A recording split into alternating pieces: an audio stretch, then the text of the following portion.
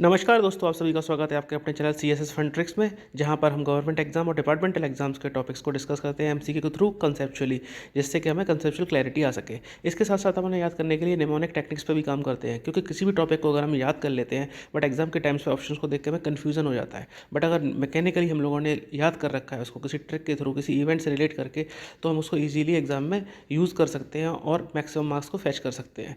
तो हम लोग इसी टेक्निक पर काम करते हैं। आज का हमारा टॉपिक है ट्रैवलिंग अलाउंस पार्ट 2। अगर आप लोगों ने ट्रैवलिंग अलाउंस पार्ट 1 नहीं देखा है तो आप लोगों से रिक्वेस्ट है कि प्लीज़ पार्ट 1 जरूर देख लें, क्योंकि जो टॉपिक्स को हमने पार्ट 1 में डिस्कस किया है ये उसके नेक्स्ट लेवल के क्वेश्चंस हैं। तो जिन लोगों ने पार्ट 1 को देखा होगा उनके लिए ईजी रहेगा पार्ट 2 को समझना। तो आप लोगों से रिक्वेस्ट है कि मैक्सिमम बेनिफिट उठाने के लिए पार्ट 1 को जरूर देख लें।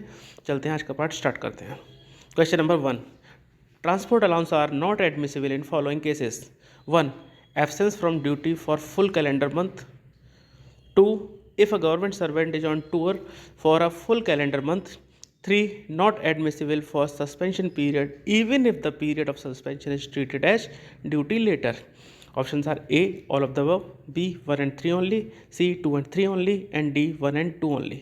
And the right answer is A, all of the above. देख लेते हैं।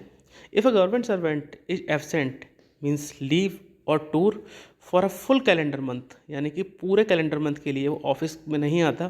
Transport allowance is not admissible, जैसे हम लोगों ने डिस्कस किया था पिछले पार्ट में। ये ट्रांसपोर्ट अलाउंस जो लेवल 9 एंड अबव को 7200 प्लस DA मिलता है, लेवल 3 से लेकर 8 को 3600 प्लस DA मिलता है, एंड लेवल 1 एंड 2 को ₹1350 प्लस DA मिलता है।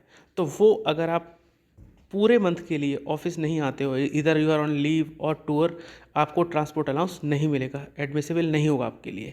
If the period of absence does not cover any calendar month in full, the absence will not have any adverse effect on the transport allowance. Means transport allowance कभी भी proportionate level पे नहीं मिलता है कि अगर आपने half of the month office आए हैं तो आपको हाफ ऑफ द मंथ का मिलेगा। अगर आपने एक दिन भी ऑफिस को ज्वाइन किया है तो आपको फुल मंथ का ट्रांसपोर्ट अलाउंस मिलता है। बट अगर आपने ट्रांसपोर्ट अलाउंस पूरे महीने भी एब्सेंट किया है तब आपको नहीं दिया जाता। अब बात करते हैं सस्पेंशन के टाइम पर। Not admissible during suspension, suspension के टाइम पर आपको ट्रैवलिंग अलाउंस नहीं मिलेगा। उससे बड़ी बात है, this position holds good even after the period of suspension is treated as duty, यानी कि सस्पेंशन में था कोई एम्प्लॉई, बाद में प्रोसीडिंग हुई, उसको अंडर सस्पेंशन था, प्रोसीडिंग के बाद उसको पाया गया कि ये बिल्कुल ठीक है, सस्पेंशन गलत था और उनको सारे चार्जेस से एक्सोनरेट कर दिया जाता है। इसके बाद भी सस्पेंशन पीरियड में जो ऑफिस नहीं आया था तो उस बीच का ट्रांसपोर्ट अलाउंस नहीं मिलेगा। और उसका रीज़न ये है कि ट्रांसपोर्ट अलाउंस को इसलिए नहीं रोका गया था कि वो एम्प्लॉई के ऊपर डिसिप्लिनरी प्रोसीडिंग्स चल रही थी। ट्रांसपोर्ट अलाउंस को इसलिए रोका गया था कि उसने ऑफिस नहीं आया फुल मंथ, इसलिए वो एडमिसिबल नहीं होगा even after exoneration of disciplinary proceedings. ठीक है। When the suspension period covers a calendar month partially, the allowable allowance payable for that month will be reduce proportionately, यानी कि ऊपर वाले केस में हमने पढ़ा था कि अगर एक दिन भी ऑफिस ज्वाइन करता है तो उसको फुल मंथ का ट्रांसपोर्ट अलाउंस मिलता है। But in case of suspension, अगर कोई एम्प्लॉय को बीच बीच में आना पड़ता है, अगर पार्ट ऑफ द मंथ आया है तो उतना ही पीरियड का मिलेगा। तो सस्पेंशन का केस डिफरेंट है, याद रखना। नॉर्मल केस में एक दिन भी अगर आप ऑफिस आ जाते हो आपका काम हो जाता है, but in case of suspension जितने टाइम आप ऑफिस आओगे सिर्फ उतना ही मिलेगा। और अगर आप के सस्पेंशन के बाद आपको पूरी तरह से ड्यूटी ट्रीट कर लिया जाता है पीरियड को, इसके बावजूद भी आपको उस पीरियड के लिए ट्रांसपोर्ट अलाउंस नहीं मिलता है। Question number 2, which of the following is true regarding relinquishment of transport allowance by an officer provided official car. अब यहाँ पर क्वेश्चन ये आता है कि जिसको ऑफिशियल कार मिली हुई है वो कहते हैं कि नहीं, मुझे ट्रांसपोर्ट अलाउंस दे दो, मैं रिलिंक्विश कर रहा हूँ, मैं छोड़ रहा हूँ अपनी कार को, ऑफिस नहीं चाहिए मुझे, तब क्या होगा? Option are 1, option 2, avail transport allowance once exercised can not be change during remaining period of current duties. 2, transport allowance will be drawn at the rate of 15750। 3, the option exercised will be examined by the administrative ministry and the entitlement for use of official car will be certified by the competent authority. Options are A, 1 and 3 only, B, all of the above, C, 2 and 3 only, and D, 1 and 2 only. And the right answer is B, all of the above. सभी answers correct हैं। देख लेते हैं। T entitlement of an officer in level 14 and above, जो level 14 and above के officer को car service मिलती है उस केस में। Officer drawing in level 14 and above in the pay matrix who are entitled to use official car can opt for existing facility or to draw the transport allowance eight the rate of 15,750 per month. यानी जो level 14 and above के officers हैं जिनको transport facility मिली हुई है, office car मिली हुई है, वो चाहे तो अपनी कार को कंटिन्यू रख सकते हैं और चाहे तो वो उसको सरेंडर करके उसके अगेंस्ट में अपने ट्रांसपोर्ट अलाउंस को अवेल कर सकते हैं। उस केस में उनका ट्रांसपोर्ट अलाउंस का एंटाइटलमेंट होगा ₹15,700 यानी 15,750 रुपये पर मंथ उनको मिलेगा, प्लस DA उसके ऊपर जो भी होगा। But such officer will not be allowed to change his option during the remaining period of his current assignment. उसके बाद फिर उनको अपने करंट असाइनमेंट के लिए उनको ऑप्शन चेंज करने का ऑप्शन नहीं मिलेगा। Second, the option exercise will be examined by administrative ministry and entitlement for use of the official car will be certified by the competent authority. यानी कि एडमिनिस्ट्रेटिव मिनिस्ट्री जो होगी वो उनके एग्जामिन करेगी उनके एंटाइटलमेंट के केस को, और जो उन्होंने ऑप्शन एक्सरसाइज किया उसे, और उनके ऑफिशियल कार के यूज़ के एंटाइटलमेंट को सर्टिफाइड किया जाएगा कॉम्पिटेंट अथॉरिटी के द्वारा। चलते हैं आगे। Question number 3, which of the following is true regarding mileage allowance for journey by road for officers of level 14 and above. Mileage allowance क्या होता है? माइलेज अलाउंस होता है कि आप ऑफिशियल पर्पज़ से जर्नी करते हो, ट्रैवल करते हो, आप टूर वगैरह पे नहीं होते हो बट आप ट्रैवलिंग करते हो, तो उसके लिए आपको माइलेज अलाउंस दिया जाता है। तो यहाँ पर है कि लेवल 14 एंड अबव का ऑफिसर है, उसका माइलेज अलाउंस के रिगार्डिंग कौन सा स्टेटमेंट सही है? 1, actual fare by any type of public bus including AC। 2, at prescribe rate of AC taxi when the journey is actually performed by AC taxi. 3, at prescribed rates of auto rickshaw और for journeys by auto rickshaw, own car, scooter, motorcycle, moped. Options are A, all of the above, B, 1 and 3 only, C, 2 and 3 only, and D, 1 and 2 only. And the right answer is A, all of the above. सही, सभी answer सही हैं। यानी level 14 का officer अगर चाहे तो public बस से ट्रैवल कर सकते हैं, इसमें उनको AC बस का फेयर मिलेगा, एक्चुअल जो भी होगा। वो चाहे तो AC टैक्सी से भी ट्रैवल कर सकते हैं, जो भी फेयर पे किया होगा वो सारा मिल जाएगा। और अगर वो चाहें तो ऑटो रिक्शा या ओन कार, स्कूटर जो भी होगा उसका जो प्रिस्क्राइब रेट होगा उससे उनको मिल जाएगा। Question number 4, which of the following is true regarding mileage allowance for journey by road for officers of level 13। अब यहाँ पे बात हो रही है ऑफिसर्स ऑफ लेवल 13 की। उनका क्या होता है? 1, actual fare by any type of public bus including AC। 2, at prescribe rates of AC taxi when the journey is actually performed by AC taxi. 3, at prescribed rates of auto rickshaw for journeys by auto rickshaw, own car, scooter, motorcycle, moped. Options are all of the above, B, 1 and 3 only, C, 2 and 3 only, and D, 1 and 2 only. And the right answer is B, 1 and 3 only. अब सभी level का entitlement देख लेते हैं एक बार। Level 14 and above, actual fare by any type of public bus including AC bus. यानी कि AC बस के केस में उनको लेवल 14 एंड अबव है तो उनको AC बस का एंटाइटलमेंट बनता है। At prescribe rates of AC taxi when the journey is actually performed by AC taxi. अगर वो उनको एंटाइटलमेंट है कि वो चाहे तो AC टैक्सी से भी ट्रैवल कर सकते हैं और उनको AC टैक्सी का भी रिम्बर्समेंट मिल जाएगा।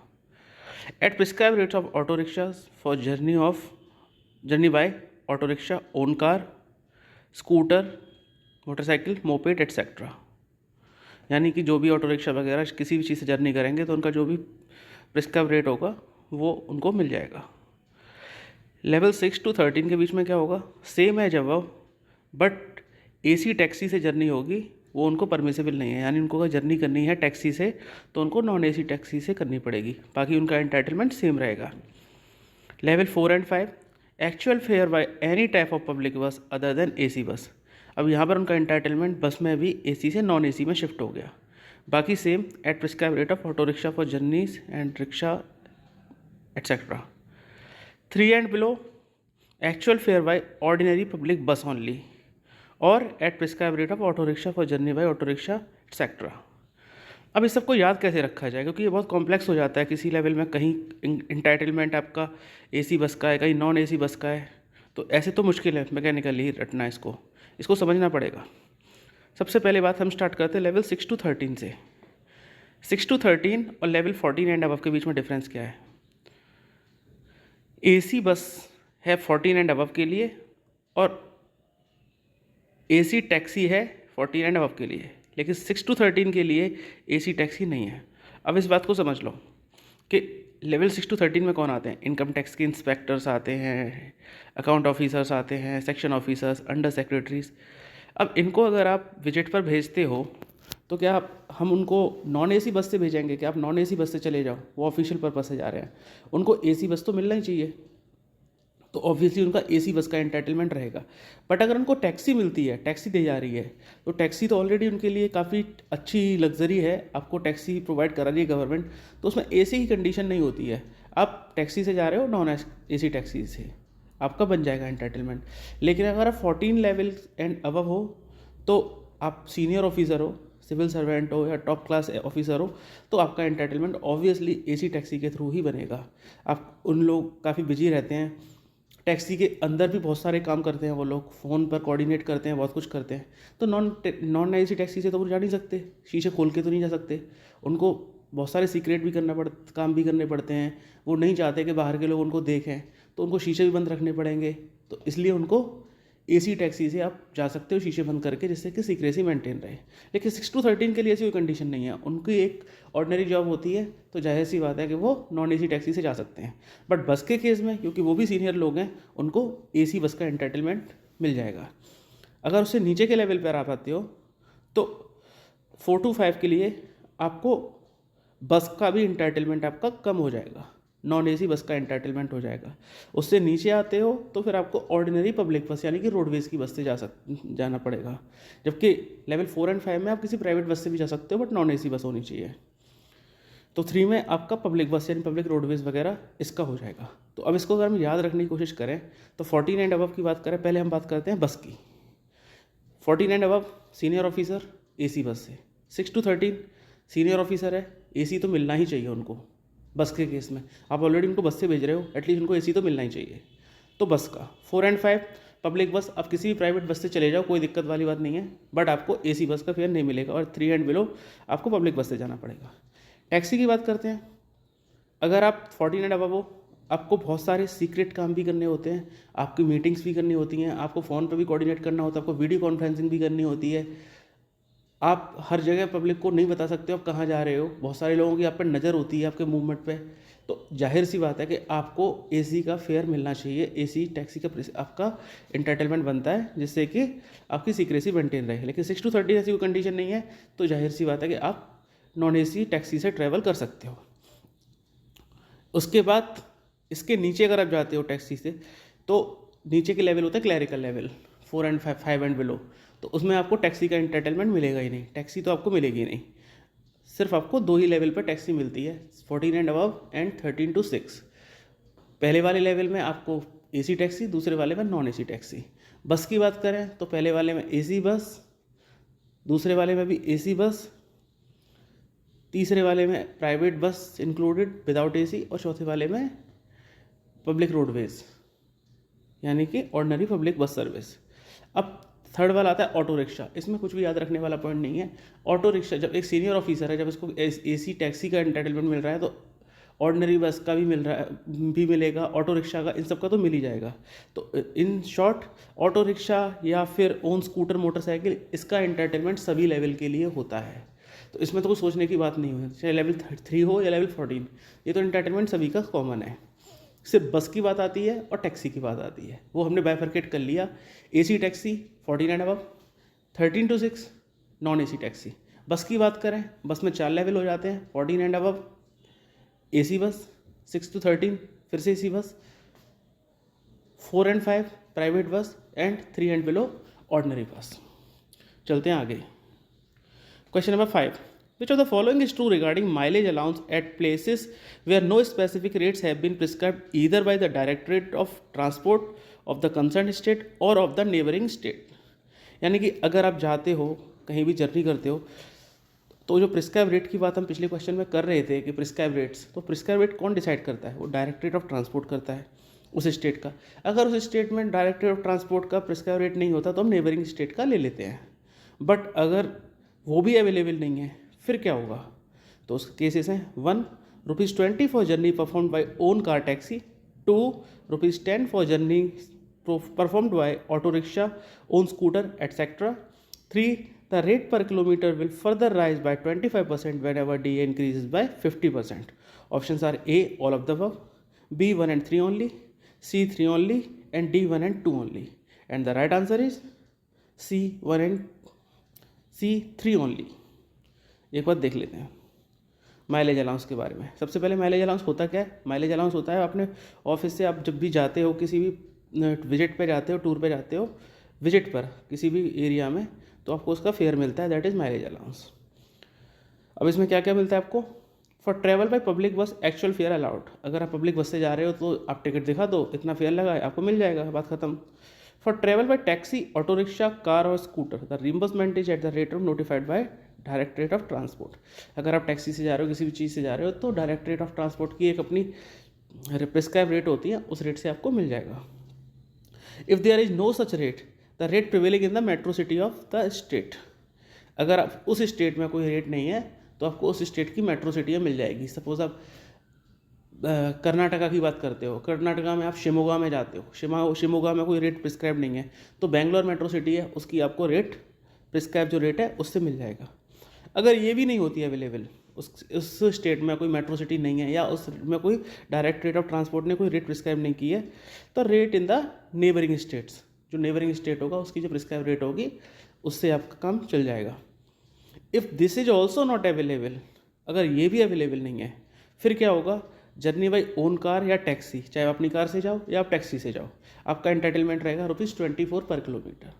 और अगर आप ऑटो या स्कूटर किसी भी टू व्हीलर से जाते हो तो ₹12 पर किलोमीटर मिलेगा।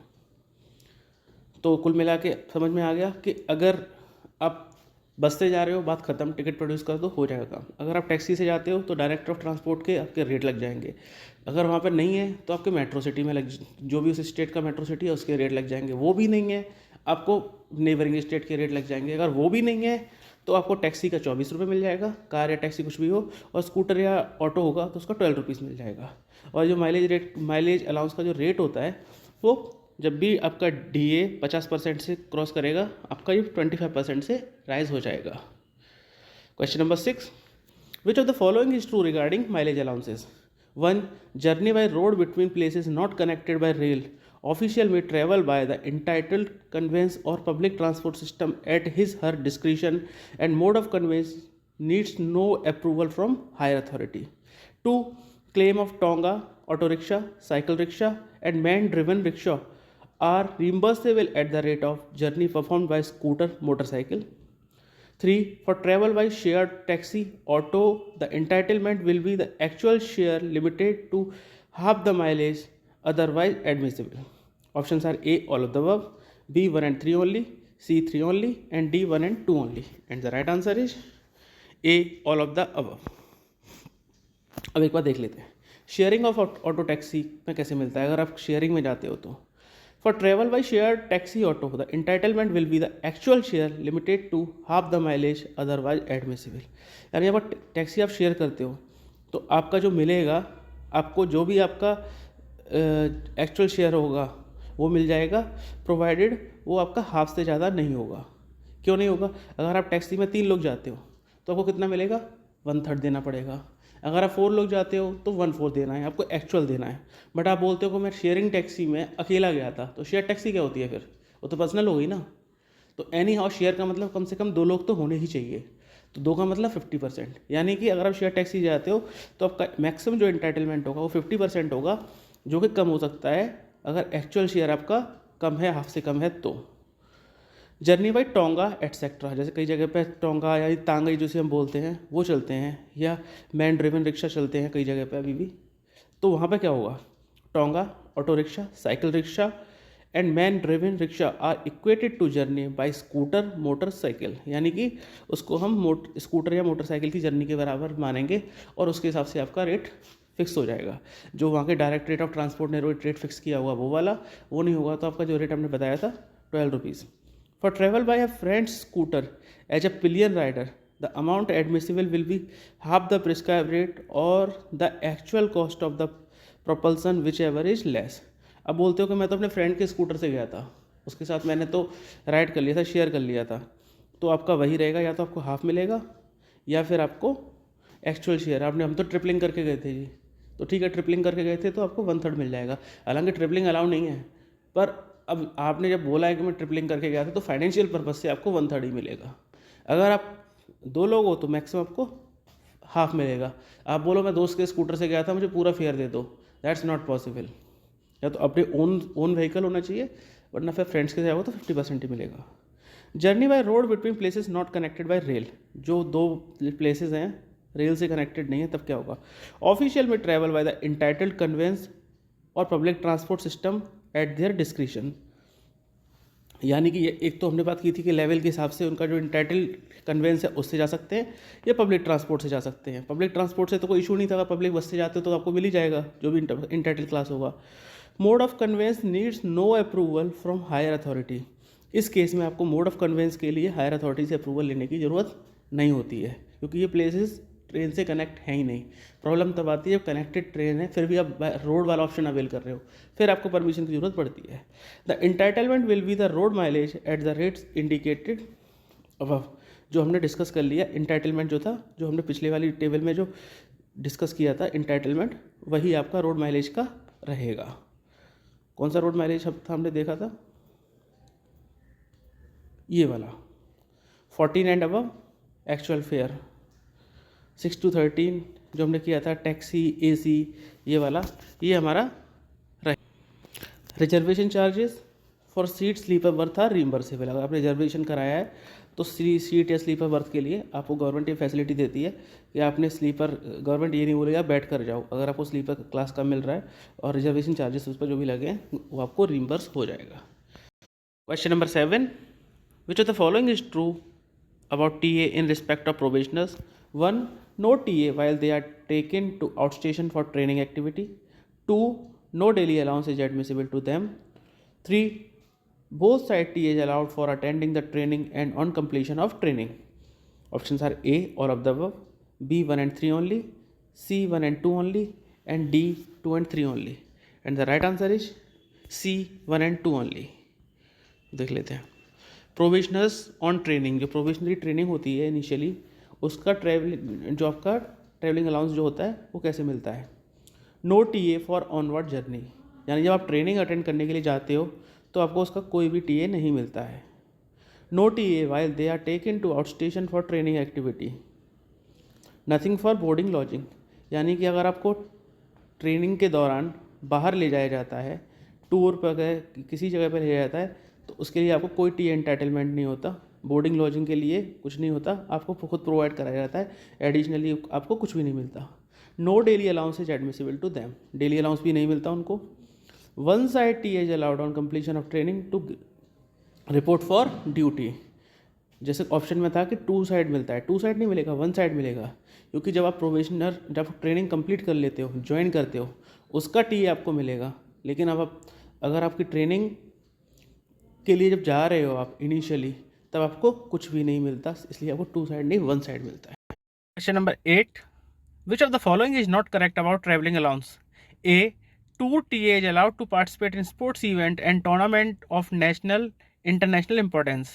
B, mileage allowance is allowed to the attendant escorts of a government servant with disabilities during travel while on tour training. Option are A, both the above, B, 1 only, C, 2 only, and D, none of the above. And the right answer is D, none of the above. Means दोनों answer सही हैं। TA for participating in competition events in music, dance and drama. For participating in events conducted by CSS, CSB, यानी Central Secretariat Service, Central Sports Board, traveling allowance is allowed as on tour.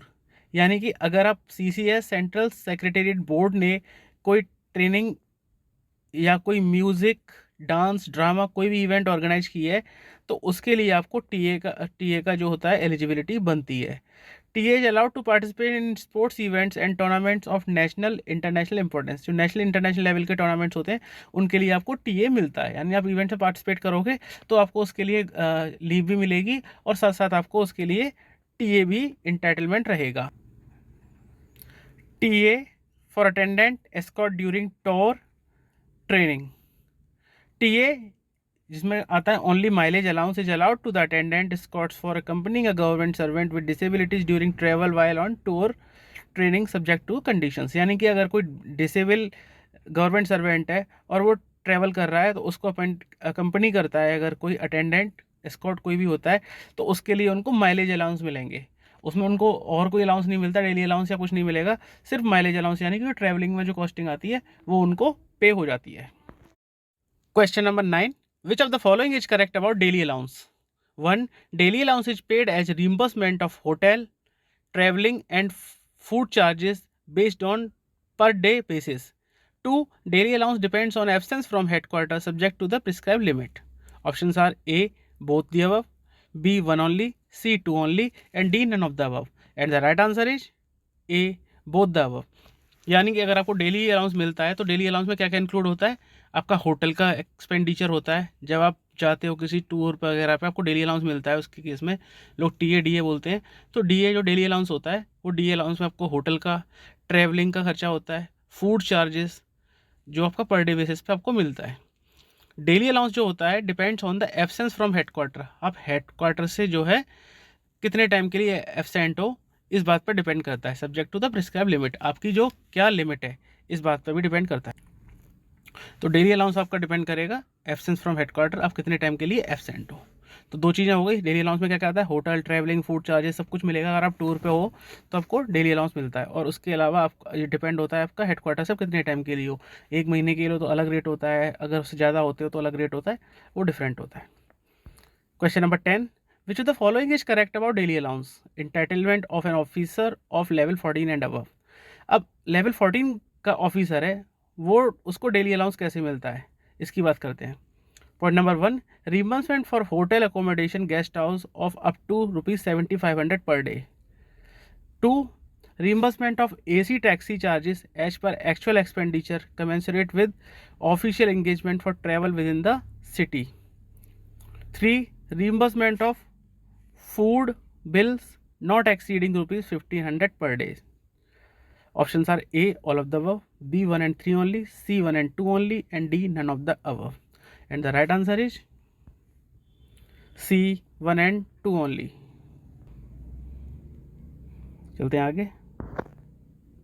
Daily allowance entitlement for officers of level 14 and above. क्या entitlement होता है level 14 and above के officers के लिए? Reimbursement of hotel accommodation guest house of up to ₹7500 per day.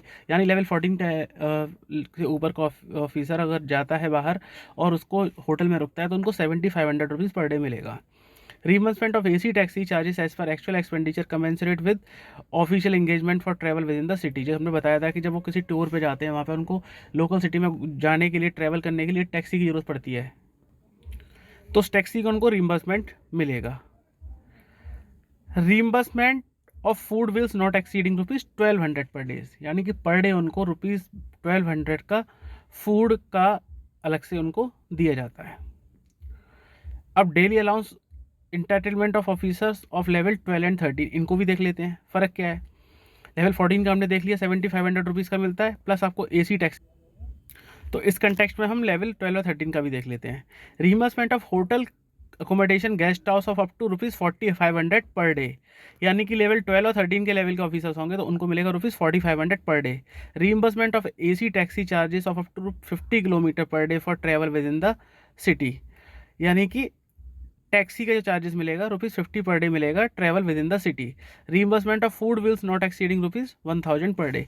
अब यहाँ पे याद होगा हम लोगों ने डिस्कस किया था कि अगर ट्रैवलिंग अलाउंस के केस में अगर वो लेता है, जहाँ पे अगर वो टैक्सी से ट्रैवल करता है तो लेवल 12 और 13 को नहीं मिलता, लेवल 6 से 13 तक उनको नॉन AC टैक्सी का मिलता था, क्योंकि ये वो ट्रैवलिंग अलाउंस के केस में।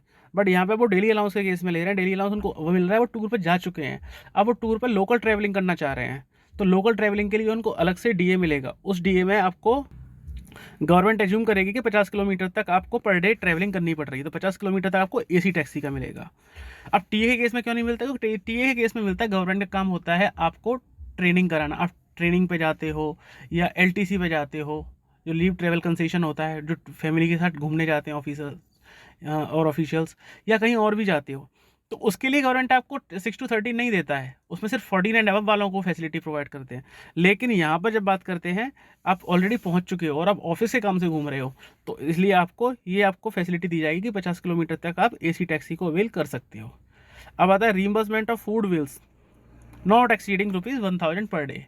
अब फूड बिल्स की बात अगर की जाएगी तो उनको 1000 रुपये तक का खाने का भी मिलेगा पर डे का। तो यहाँ पे हमारे पास 2 स्लॉट हो गए, 14 and above and 12 and 13। 14 above 7500 आपका होटल का हो गया, प्लस आपको एसी फेयर हो गया, और 1200 रुपीज़ पर डे का हो गया। यहाँ पर आपको 4500 मिलेगा टैक्सी का, आपको मिलेगा एसी का, लेकिन 50 किलोमीटर तक ही मिलेगा। और उसके बाद आपका फूड बिल्स का आपका 1000 रुपीज़ पर डे का मिलेगा। Question number 11, which of the following is correct about daily allowance entitlement of an officer of level 12 and 13? 1. Reimbursement of hotel accommodation guest house of up to ₹4500 per day. 2. Reimbursement of AC taxi charges up to 50 kilometers per day for travel within a city. 3. Reimbursement of food bills not exceeding ₹1000 per day. Options are A. All of the above, B. 1 and 3 only, C. 1 and 2 only, and D. None of the above. हम देख चुके हैं, right answer सभी को पता होना चाहिए इसके बारे में, and the right answer is A, all of the above. ये हमने देखा था पीछे 12 एंड 30 लेवल के ऑफिसर्स के लिए reimbursement of hotel accommodation ₹4500 per day, AC taxi charges 50 kilometres तक एसी टैक्सी का फेयर रहेगा within the city, and thereafter non AC का इंटाइटलमेंट होगा। Reimbursement of food bills 1000 rupees तक का मिलेगा, और लेवल 14 का भी हम लोगों ने देख लिया था। चलते हैं आगे। Question number 12, which of the following is correct about daily allowance entitlement of an officer of level 9 to 11? 1. Reimbursement of hotel accommodation guest house of up to ₹2250 per day. 2. Reimbursement of non-AC taxi charges up to ₹350 per day for travel within the city. 3. Reimbursement of food bills not exceeding ₹900 per day.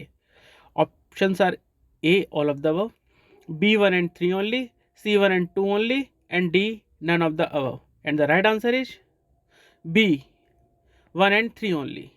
एक बार इसको भी देख लेते हैं। ये हमने 14 और 12 13 वाला देखा था, 7500 rupees per day AC taxi and 1200।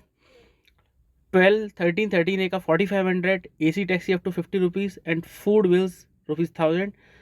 And next 9 to 11 reimbursement of hotel accommodation guest house ₹2250, यानी कि 7500, 4500 and 2250। reimbursement of non AC taxi charges up to ₹338 per day। 350 नहीं है, 338 है, थोड़ा ऑड फिगर है, याद रखना पड़ेगा। for travel within the city, reimbursement of food bills not exceeding ₹900 per day।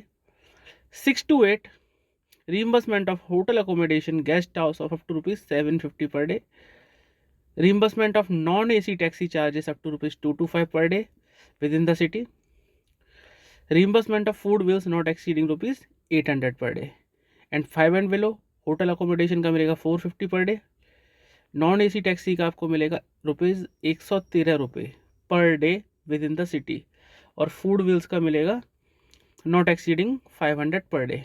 यानी कि अब हम बात करते हैं सबसे पहले रीइंबर्समेंट होटल अकोमोडेशन की, 7500, 4500, 2250 एंड आपको मिलेगा 750 एंड देन 450। सिमिलरली अगर हम टैक्सी की बात करें तो 14 लेवल पे मिलेगा आपको टैक्सी अनलिमिटेड मिलेगा। सेकंड लेवल जो आपका है 13 ए वाला, उसमें एसी टैक्सी का 50 किलोमीटर तक मिलेगा, बाकी आपको रेस्ट अमाउंट नॉन एसी के रेट से मिलेगा। इसके बाद नीचे वाला लेवल 9 to 11 वाला लेवल होगा, 338 रुपीज़ पर डे मिलेगा, उसके नीचे 225 मिलेगा, और उसके नीचे 113 रुपये मिलेगा। तो ये यानी अगर आप देखोगे तो टैक्सी फेयर की जो बात की जाती है वो 113 से मल्टीप्लाई हो रहा है। लेवल 5 पर 113 रुपये, 6 to 8 लेवल पे 113 का डबल होता है 226 रुपये, लेकिन 225 मिलेगा। और थर्ड है आपका 339 होता है, 113 रुपये का 3 टाइम्स होता है, 9 to 11 वाले लेवल में 339 रुपीज़, लेकिन 338 मिलेगा। तो इस तरह से आप टैक्सी की बात कर सकते हो। इसके ऊपर के लेवल पे इस टैक्सी में कोई हमारा टेबल नहीं चलेगा, उसमें एसी और नॉन एसी का, नॉन एसी टैक्सी का जो है बाइफर्केशन होता है, वो हमने देख लिया है। ये होगी बात एसी टैक्सी की। बात करते हैं, अगर आप फूड बिल की बात करते हैं तो फूड बिल की बात हमने स्टार्ट की थी 1200 रुपये से, देन 1000 रुपीज़, फिर 900 रुपये, 800 रुपये और 500 रुपये।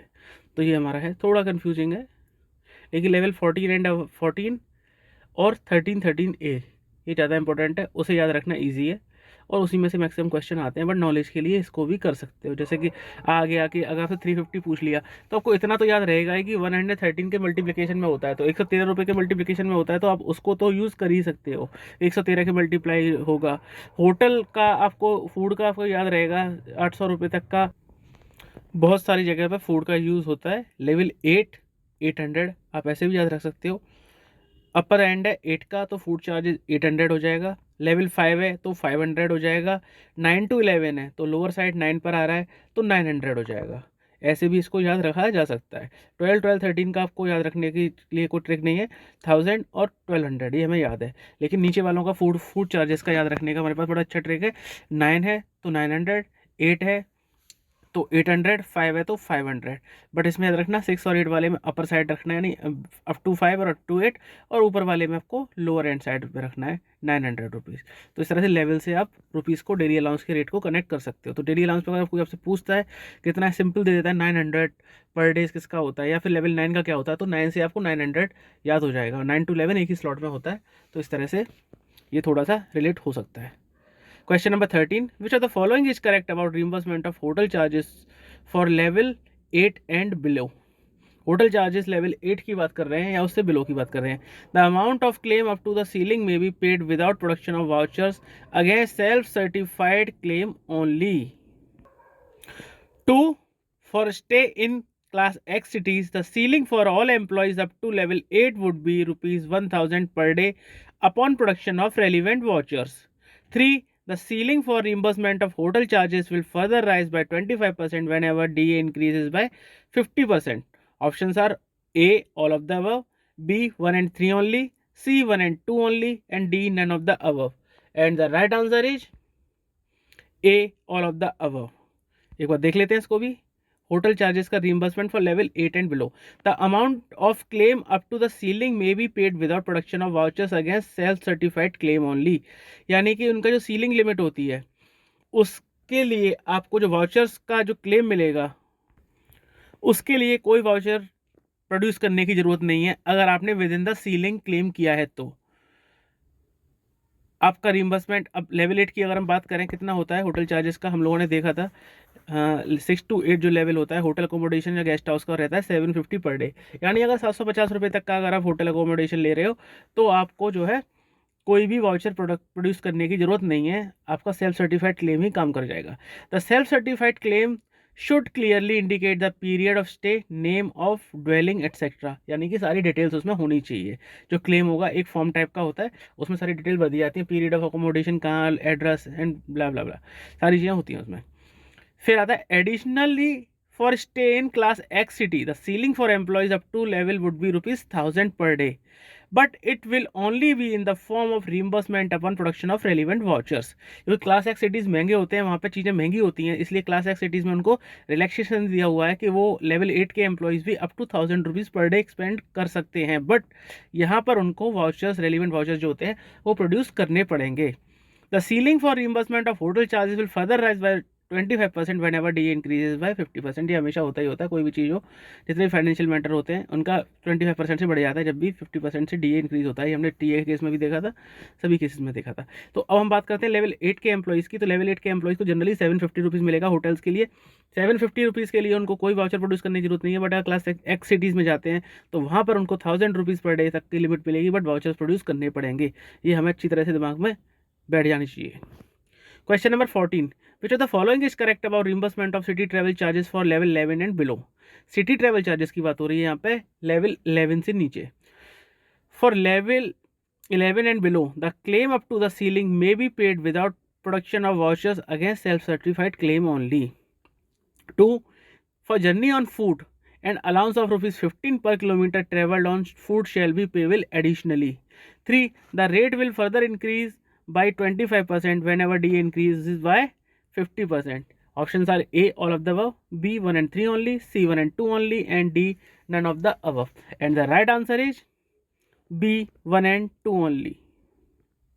Sorry, 1 and 3 only. Reimbursement of travelling charges. For level 11 and below, the claim up to the ceiling may be paid without production of vouchers against self-certified claim only. अब यहाँ पर आपका सीलिंग तक का जो लिमिट होता है ट्रैवलिंग चार्जेस के लिए लेवल 11 तक के लिए, अब लेवल 11 का क्या होता है, ट्रैवलिंग चार्जेस क्या होता है, याद है 9 to 11, यानी 9 हमने लोअर साइड रखी थी, यानी 900 रुपीज़ वो आपको मिल जाता है, यानी इतना आप करते हो तो आपको इसके लिए कोई भी वाउचर्स प्रोड्यूस करने की ज़रूरत नहीं है. The self certified claim should clearly indicate the period of travel voucher number etcetera from 22 December 2020. The condition of production of receipt voucher for officials in 11 to 11 is also done away with. यानी कि ये पहले ये condition जो होती थी ये level 8 तक के लिए होती थी. लेवल 8 तक के लिए सारी कंडीशंस होती थी कि होटल चार्जेस का up to the ceiling, city travel charges का भी up to the ceiling, but city travel charges को लेवल 9 to 11 के लिए भी एक्सटेंड कर दिया गया है दिसंबर 2020 से. तो ये भी लेवल 8 तक की ही कंडीशन थी बेसिकली, अब बढ़ गई है. तो इसको याद रख सकते हैं कि डीए को तो उन्होंने वहीं होटल चार्जेस है, अकोमोडेशन चार्जेस है, उसको तो वहीं के वहीं रखा हुआ है, बट ट्रैवलिंग चार्जेस को उन्होंने फर्दर रेज कर दिया है, इसको लेवल तक एक्सटेंड कर दिया है, लेवल 9 to 11 तक एक्सटेंड हो गया है. ये इस तरह से थोड़ा सा माइंड में रखा जा सकता है. अब ट्रैवलिंग के चार्जेस को 11 से कैसे रिलेट रखेंगे. 11 मतलब देखो दो पैर जैसे दिख रहे हैं आपको, दो पैरों पर चल के, यानी ट्रैवल करना, पैरों से हम ट्रैवल करते हैं. तो अब ट्रैवल की अगर बात होगी तो लेवल 11 की बात हो जाएगी क्योंकि पैरों से ट्रैवल करते हैं. तो ट्रैवलिंग चार्जेस को आपको जो है वाउचर की कंडीशन को कहाँ तक हटाया है, लेवल 11 तक के लिए हटाया है. और अगर 8 की बात होगी तो आपको अकोमोडेशन की बात होगी. 8 पे 8 यानी जीरो के ऊपर जीरो रखा हुआ है, यानी कि वो रेस्ट कर रहा है, एक जीरो के ऊपर दूसरा जीरो. रेस्ट करते हैं हम होटल्स में, अकोमोडेशन के लिए रेस्ट करते हैं. तो अकोमोडेशन की बात होगी तो लेवल 8 तक कंडीशंस को हटाया गया है. और अगर ट्रैवल की बात होगी, दो पैर दिख जाएंगे, तो आपको लेवल 11 तक के लिए कंडीशंस को हटाया गया है. The condition of production of receipt voucher for officials in level 9 to 11 is also done away with. Next, the ceiling for level 11 and below will further rise by 25% whenever D increases by 50%. कुछ बोलने की जरूरत नहीं है इसमें तो. For journey on foot, an allowance of ₹12 per kilometer travelled on foot shall be payable additionally. अगर कोई कैंडिडेट पैदल भी जा रहा है तो भी उसको ₹12 पर किलोमीटर मिलेगा. ठीक है, याद रखना कन्वेंस अलाउंस के केस में हमने इस कंडीशन को नहीं रखा हुआ था, बट यहाँ पे ये मिला है क्योंकि ये बंदा ट्रैवल कर रहा है, सिटी ट्रैवल कर रहा है, किसी भी टूर पे है, वो ट्रैवल कर रहा है, तो ये उसको गवर्नमेंट तो उसको कुछ ना कुछ पे करेगा कि वो बाहर टूर पे गवर्नमेंट के काम से कर रहा है, गवर्नमेंट का काम कर रहा है, इसलिए वो मिल जाता है. ठीक है, चलते हैं आगे. Question number 15. Which of the following is correct about reimbursement of food charges. Reimbursement of food charges के बारे में कौन सा स्टेटमेंट करेक्ट है. 1. There will be no separate reimbursement of food bills instead the lump sum amount payable. 2. Reimbursement of food bills depending on the length of absence from headquarter. The lump sum amount will increase by 25% whenever DA increases by 50%. A, all of the above. B, 1 and 3 only. C, 1 and 2 only. And D, none of the above. And the right answer is A, all of. यानी ये सारे state सही हैं. अब एक बार देख लेते हैं. Reimbursement of food charges. There will be no separate reimbursement of food bills instead the lump sum amount will be payable. यानी कि फूड बिल्स के लिए कोई सेपरेट रिम्बर्समेंट नहीं होगा, आपको एक लम्प सम अमाउंट दे दिया जाएगा. यानी कि जैसे आप लेवल 8 पर हो, आपको 800 रुपीज़ दिया जाएगा पर डे का. अब आपकी मर्जी है आप कितना पैसा खर्च करना चाहते हो, उसमें से 400 रुपये का कीजिए, 600 रुपये का कीजिए, या आप 2000 का करो. गवर्नमेंट ने आपको फिक्स अमाउंट दे दिया है. Reimbursement of food charges depends on the length of absence from headquarter. जो फूड चार्जेस का रिम्बर्समेंट होगा वो डिपेंड करता है एब्सेंस फ्रॉम हेडक्वार्टर, आप कितने टाइम के लिए हेडक्वार्टर से आउट हो, इस बात पर डिपेंड करता है. Since the concept of reimbursement has been done away with, no vouchers will be required. अब रिम्बर्समेंट का कोई चक्कर ही नहीं है तो वाउचर्स की कोई जरूरत है ही नहीं. This methodology is in line with that followed by Indian railways at present with suitable enhancement of rates such as lump sum amount payable. यानी कि लमसम अमाउंट जैसे इंडियन रेलवे पे होता है उसकी लाइन पे किया गया है. The lump sum amount will increase by 25% whenever the increase by 50%। जब डी आपका 50% से बढ़ जाएगा तो आपका लमसम अमाउंट 25% से बढ़ जाएगा। अब कितना मिलता है आपको फूड चार्जेस का? If absence from headquarter is less than 6 hours 30% of the lump sum amount. यानी लेवल अगर 10 की बात की जाए तो लेवल 10 आता है आपका 9 to 11 के बीच में। 9 to 11 हमने देखा था 900 रुपीज़, 900 का 30% यानी 270 रुपीज़। यानी कि अगर कोई 4 घंटे के लिए बाहर जाता है तो आपको 270 रुपीज़ फूड चार्जेस का मिलेगा। If absence from headquarter is between 6 to 12 hours, यानी कि 6 से 12 घंटे के लिए तो 70% ऑफ लमसम अमाउंट। अगर बात करते हैं कि लेवल 12 की बात करते हैं या 13 की बात करते हैं, तो लेवल 12 और 13 की अगर हम बात करते हैं तो उनके लिए कितना एंटाइटलमेंट था? ₹1000 ऑन फूड। तो 1000 रुपीज़ फूड पर है और कोई 10 घंटे के लिए बाहर जाता है तो उसका 70% यानी कि 700 रुपये उसको मिल जाएगा। If absence from headquarter is more than 12 hour 100% of lump sum amount. अगर आप 12 घंटे से ज़्यादा के लिए बाहर रहते हो तो आपको फुल अमाउंट मिलती रहेगा। Absence from headquarter will be record from midnight to midnight and will be calculated on per day basis.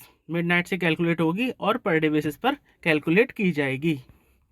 Question number 16, on local journey a government servant can claim A the conveyance hire charges under DFPR, B TADA as on tour, C any of 1 and 2 and D both 1 and 2 and the right answer is C any of 1 and 2।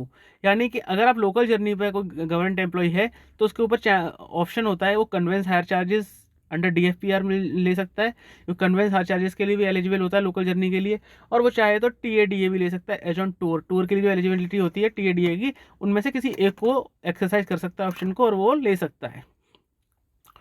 Question number 17, which of the following is correct about daily allowance of for local journey. Local journey के लिए daily allowance की क्या होते हैं? पिछले question में हमने देखा था कि लोकल जर्नी के लिए उसका क्या क्या क्लेम कर सकता है, कन्वेंस हायर चार्जेस या TADA के किसको क्लेम कर सकता है। अब यहाँ पे हम बात कर रहे हैं डेली अलाउंस की, daily allowance for local journey.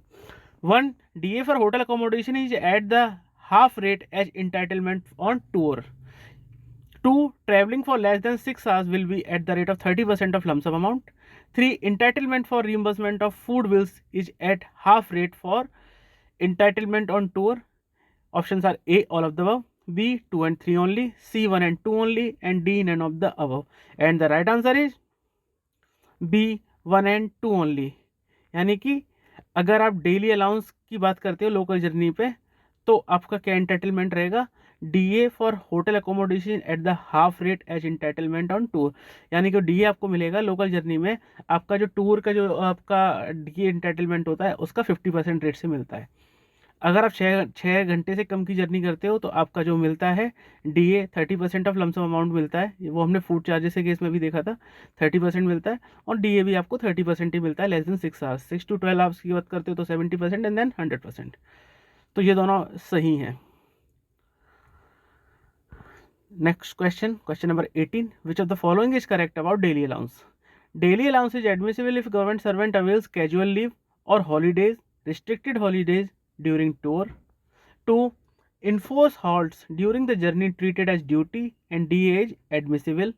3, the entitlement of DA on camp on Sunday holidays. Government servant has to spend full day in camp and should not move us outside for private purpose.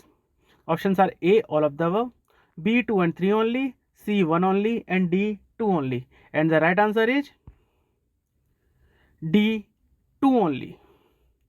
यानी enforce halts during the journey treated as duty and DA is admissible, यही सही है।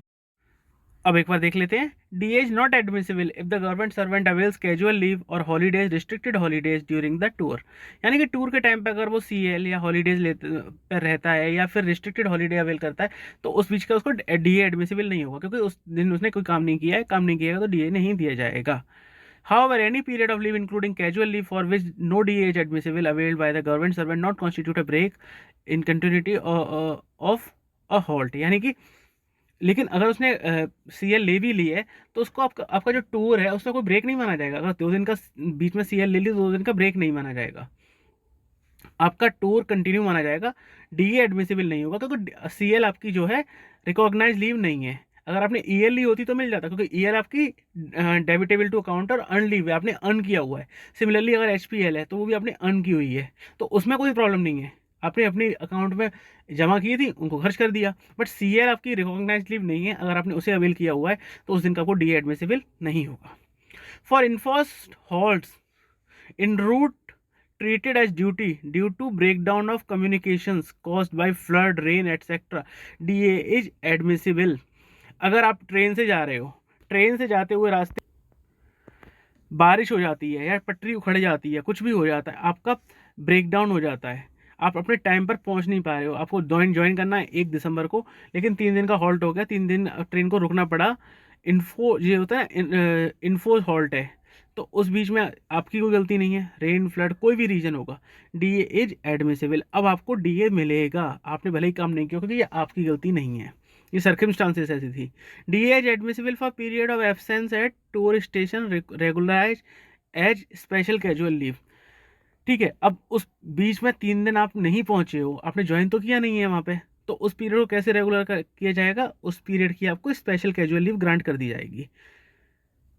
जैसे आपको curfew लग गया, कुछ भी हो गया, 4 दिन को आपको भी रुकना पड़ा, आपको दिल्ली से जाना है, जयपुर जाना है, आपको रास्ते में पहुंचे, कुछ भी हुआ, पत्थरबाजी हो रही है ट्रेन पर, कुछ भी हुआ, 2 दिन का आपको हॉल्ट करना पड़ा, तो उस 2 दिन की आपको स्पेशल कैजुअल लीव मिल जाएगी, उस पीरियड को रेगुलराइज कर दिया जाएगा और दोनों दिन का आपको DA भी दिया जाएगा।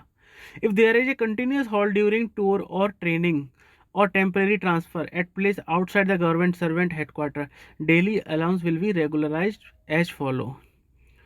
यानी कि कंटिन्यूस हॉल्ट है, टूर ट्रेनिंग कुछ में भी, तो उसके सिचुएशन में आपको DA कैसे रेगुलराइज होगा। फर्स्ट 180 डेज फुल DA, क्योंकि फर्स्ट 180 डेज तक आपको एज ए टेम्परेरी ट्रांसफर कंसीडर किया जाता है, तो 180 डेज तक आपको फुल DA मिलेगा।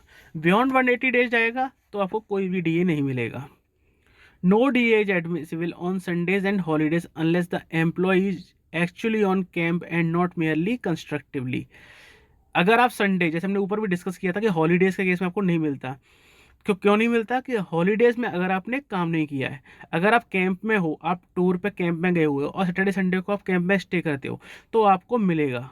तो no DA is admissible for Sundays and holidays unless the employees actually on camp and not merely constructively. यानी कि अगर वो एक्चुअली कैंप में है तो आपको मिलेगा, अगर आप कैंप में नहीं हो, आप कैंप छोड़ के 2 दिन का ब्रेक होता है, घर आ जाते हो और फिर आप सोचते हो कि आपको DA मिलेगा, तो आपको DA नहीं मिलेगा, क्योंकि आपने वहाँ पे समय बिताया ही नहीं, तो आपको खर्चा ही नहीं हुआ, गवर्नमेंट DA मान के चलेगी, आपने कोई खर्चा नहीं किया है, आपने गवर्नमेंट के पर्पज से कोई काम नहीं किया है, तो आपको नहीं मिलेगा। For the purpose of the decision it is enough if the employ servant government servant spends at least a portion of a particular Sunday और holiday in camp. Thus, a government servant may leave his place of halt on a Sunday or holiday morning, go to any distant place on a private purpose, the return to his halting place in the evening, and he will still be considered to be actually in camp for purpose of eligibility to DA।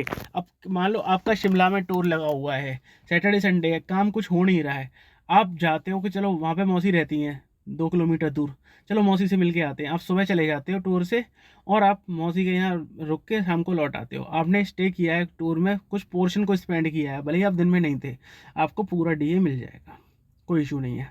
आप अगर लौट के ही नहीं आते हो और आपने time spend ही नहीं किया, पूरे दिन गए वो, फिर आपको नहीं मिलेगा। Question number next, which is question number 19.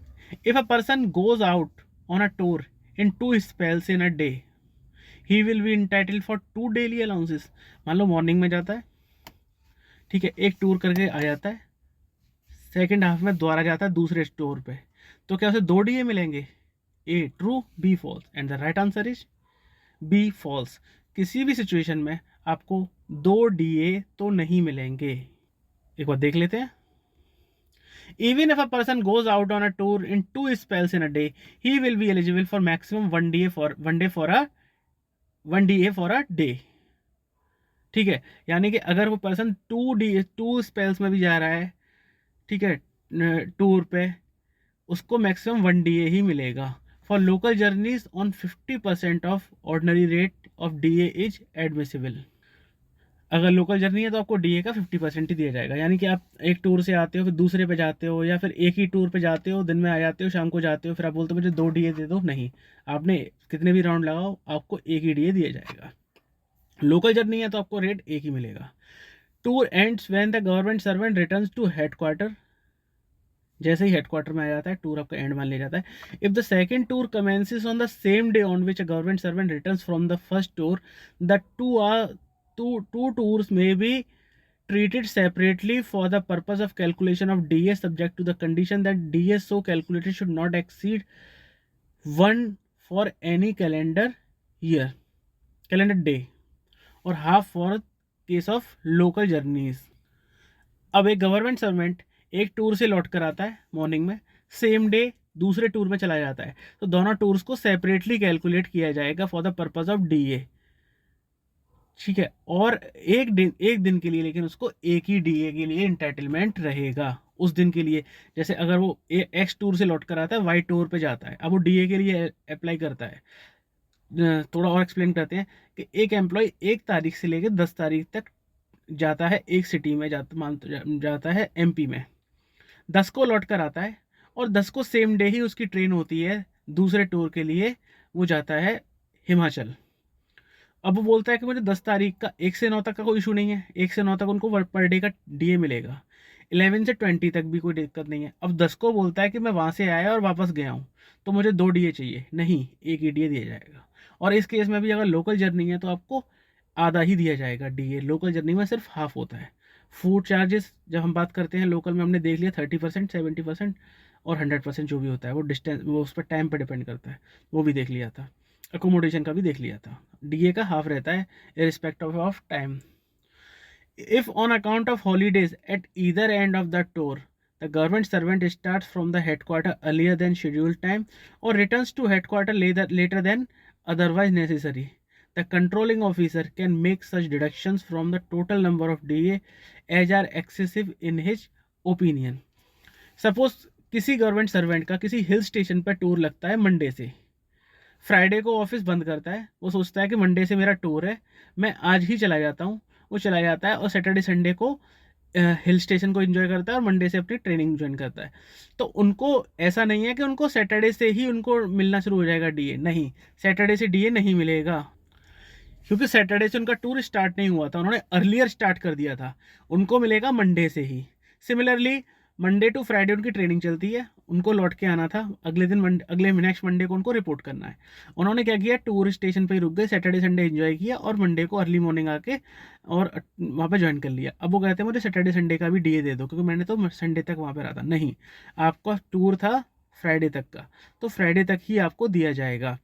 तो यही ये बोल रहा है कि if on account of holidays at either end of the tour, यानी किसी भी एंड पर हो, चाहे पहले हो, प्रीफिक्स में हो या सफिक्स में हो, a government servant start from headquarter earlier than schedule time, यानी कि मंडे से स्टार्ट था, आपने सैटरडे, पिछले सैटरडे से ही स्टार्ट कर दिया, और returns to headquarter later than otherwise necessary, यानी आप रिटर्न होते हो अदरवाइज टाइम में, यानी कि आपको फ्राइडे को लौट के आना था और मंडे को अगले ऑफिस आना था, सैटरडे संडे आपके ऑन ड्यूटी काउंट किया जाता, बट आपने टूर में ही सैटरडे संडे को लगा दिया, तो लेटर देन ज्वाइन किया था। Controlling officer can make such deductions from total number of DA as are excessive in his opinion, यानी कि डीए के पर्पज से इन डेज को डिडक्ट कर दिया जाएगा, हटा दिया जाएगा। Question number 20, if a government servant returns daily to his headquarter while on tour to an outstation due to non-availability of proper accommodation, he will be eligible for DA irrespective of the place of his residence. यानी कि वो headquarter पे कहीं जाता है, जहाँ पे भी जा रहा है टूर पे, वहाँ पर प्रॉपर अकोमोडेशन अवेलेबल नहीं है या फैमिली कंडीशन है, कुछ भी है, वो पर डे लौट के आ रहा है, ही तो he will be eligible for DA इरिस्पेक्ट of place of his residence. अब वहाँ पे स्टे तो नहीं कर रहा, तो डीए के लिए एलिजिबल होगा। Option are A true, B false, और the right answer is A true. देख लेते हैं। When a government servant returns daily to his headquarters while on tour to an outstation due to non-availability of proper accommodation etc. to suit his convenience, he may draw daily allowance on all days, उसको daily allowance all days का मिलेगा, on which he performs duty there irrespective of place of residence, यानी कि respect of place of residence, अगर वो per day भी लौट के आ रहे हैं टूरिस्ट स्टेशन से, तब भी उनको डीए मिलेगा, to the same extent as would be admissible had he stayed at the place of temporary duty till the completion of tour, जैसे कि वो वहाँ पर रहता तब मिलता वही उनको मिलेगा। But for intervening Sunday and holidays no DA allowance will be admissible unless he actually and not merely constructively in camp.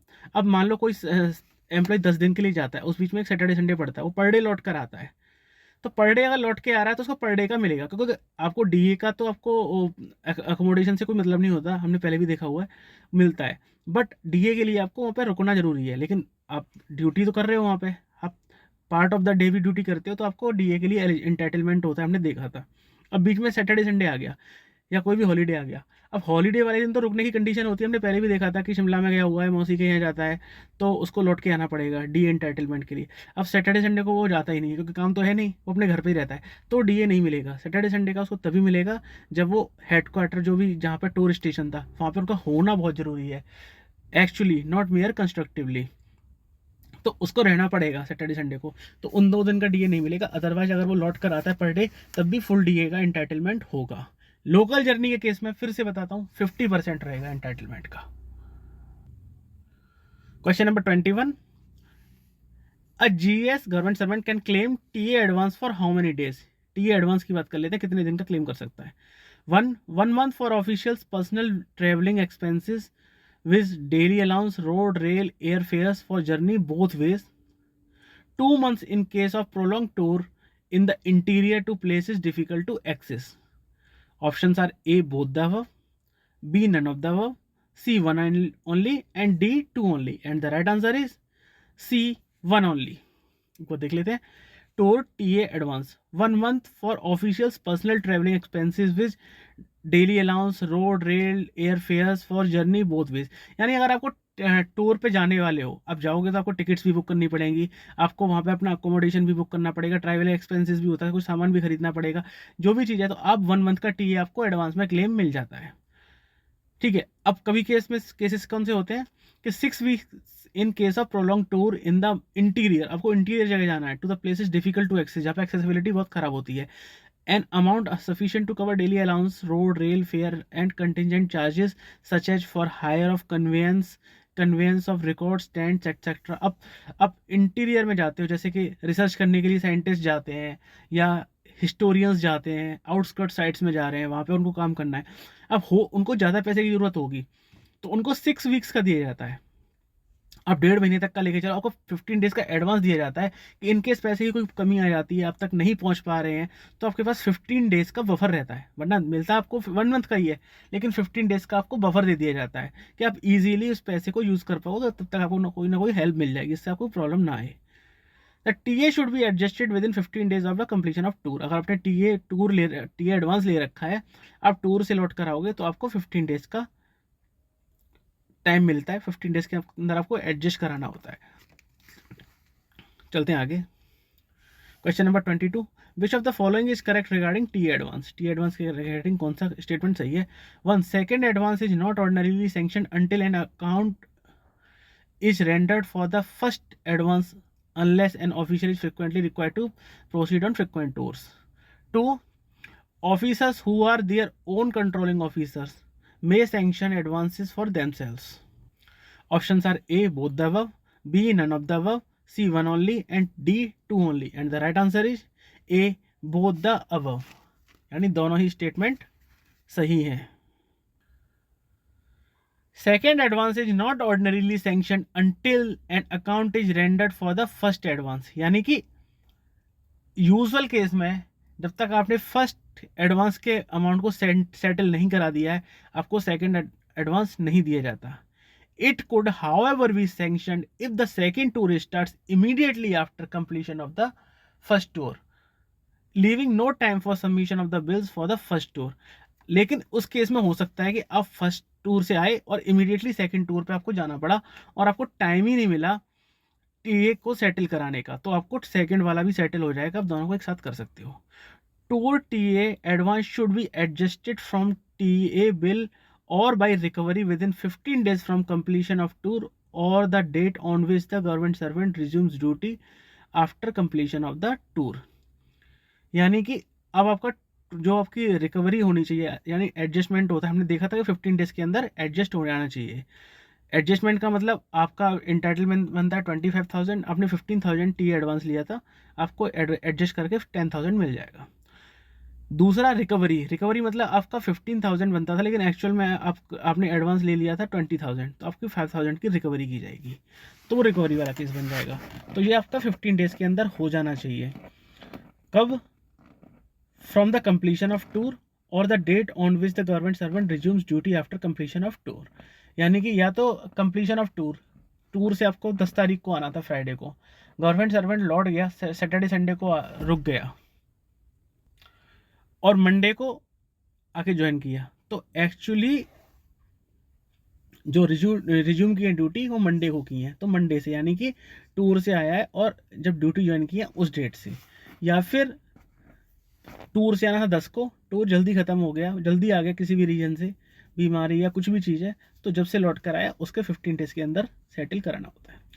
Heads of office may sanction this advance to government servants under their administrative control. यानी कि जो administrative control के अंदर में आते हैं head of office के, वो उनके पास अथॉरिटी होती है कि वो सैंक्शन कर सकते हैं।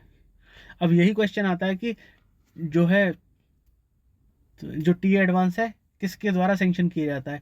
Head of office, head of the department, ऐसे आपको 3-4 ऑप्शन दे दिए जाएंगे। तो हेड ऑफ डिपार्टमेंट तक इतना लंबा जाने की जरूरत नहीं है, head of office word is sufficient. Officers who are their own controlling officers may sanction advance for themselves. यानी जो ऑफिसर्स जो खुद के कंट्रोलिंग ऑफिसर्स हैं, ठीक, इन केस ऑफ टी एडवांस वो खुद को सैंक्शन कर सकते हैं। यानी कि यहाँ पर आप अपने आप को भी एडवांस सैंक्शन कर सकते हो जो अपने खुद के हैं। If they are not their own controlling officer it would be sanction by respective controlling officer. जैसे कोई हेड ऑफ ऑफिस है किसी डिपार्टमेंट में, head of office under secretary है, अब हेड ऑफ ऑफिस ही सारे स्टाफ को टीए एडवांस सैंक्शन करता है, और डिपार्टमेंट में ये रूल है कि अंडर सेक्रेटरी का भी हेड ऑफ ऑफिस ही करेगा, तो वो खुद भी अंडर सेक्रेटरी है, तो इस कैपेसिटी में वो हेड ऑफ ऑफिस, क्योंकि वो अंडर सेक्रेटरी के लिए एलिजिबल है, तो वो खुद भी अपना सैंक्शन कर सकता है। अगर अंडर सेक्रेटरी के लिए कोई और है सैंक्शनिंग अथॉरिटी टी एडवांस, यानी हो सकता है कि अदर्स के लिए अंडर सेक्रेटरी हो लेकिन अंडर सेक्रेटरी के लिए जॉइंट सेक्रेटरी हो, तो फिर वो रिस्पेक्टिव कंट्रोलिंग ऑफिसर है वो सैंक्शन करेंगे उसके लिए। यानी कि खुद के लिए भी कर सकता है अगर उनकी ड्यूटीज़ के परव्यू में आता है। अगर कोई under secretary head of office है और वो हेड ऑफ ऑफिस उसके ऑफिस में अंडर सेक्रेटरी के लेवल तक के लिए सैंक्शन टी एडवांस कर सकता है, तो वो खुद के लिए भी एडवांस कर सकता है, उस परव्यू में आता है। Question number 23, which of the following is correct regarding local journey. अब लोकल जर्नी की बात कर लेते हैं। 1, government servant will be entitle for mileage allowance plus half of the daily allowance admissible irrespective of whether the journey is performed from office और the residence of the government servant. 2, prior permission should be obtained for journey by taxi, scooter or other special conveyance.